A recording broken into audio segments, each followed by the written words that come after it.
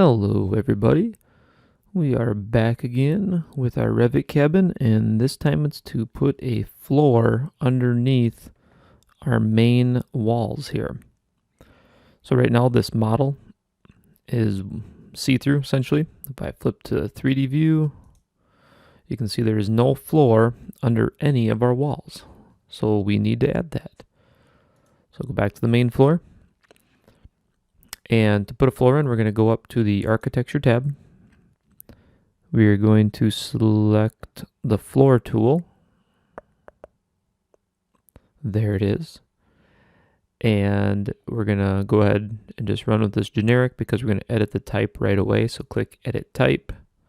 We're going to duplicate it. And we're going to put the name in Cabin Floor.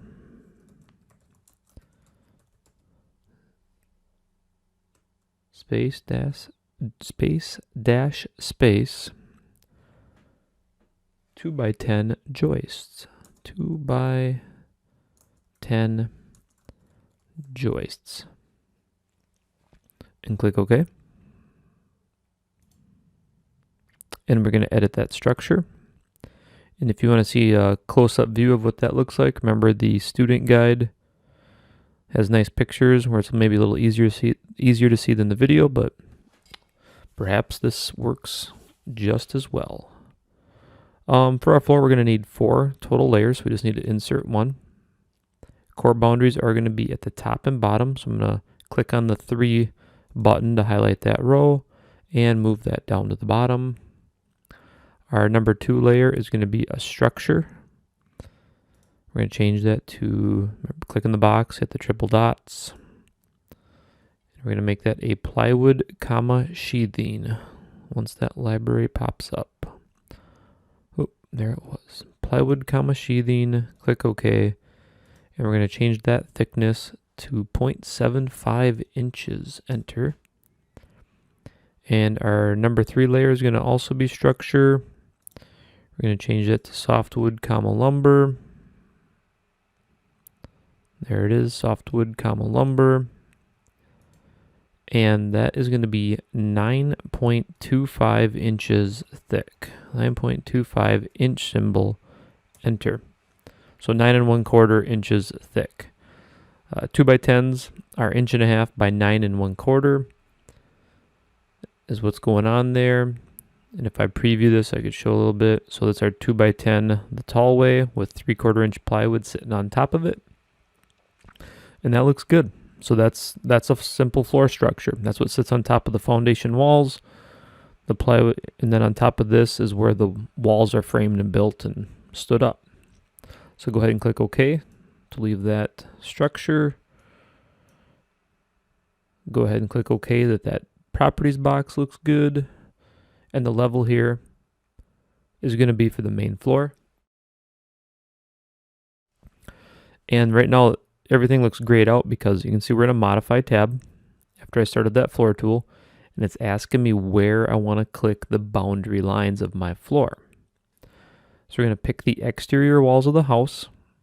These lines should align with the exterior face of the stud, and we will zoom in to make sure that happens. So click one of these walls, zoom way in. There's the purple line right there.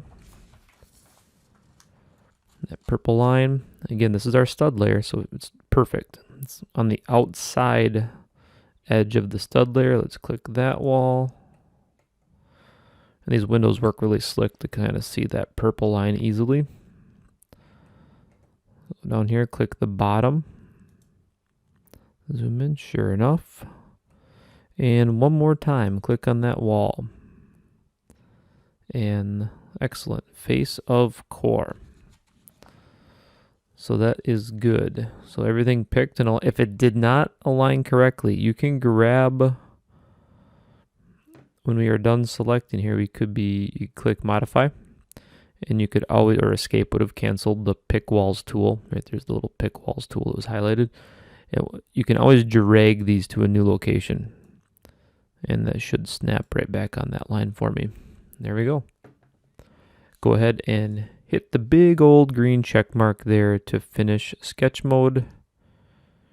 Zoom out. Oh, everything's blue. We'll just click off to deselect. And there we go. We have a floor underneath our walls. Go back to 3D mode. And there it is. Remember, shift and roller lets you 3D rotate. And you can see that there's a nice floor supporting everything now. So Revit's a little bit different in the manner that, we start with the walls because the walls are really what define the shape of the house. And then we work down to the floor, to the foundation. And then eventually we finish by coming back up and doing the roof, or perhaps the second story, then roof. Versus when you build a house, you obviously have to start at the very bottom and work up. But in Revit, because we're in the design side of things, these main floor walls are what drive the shape for everything else. So that's why we start here and then work down and then come back and work our way back to the top as well. But anyway, that's it for the floor. Pretty quick and simple. Stay tuned for the next video.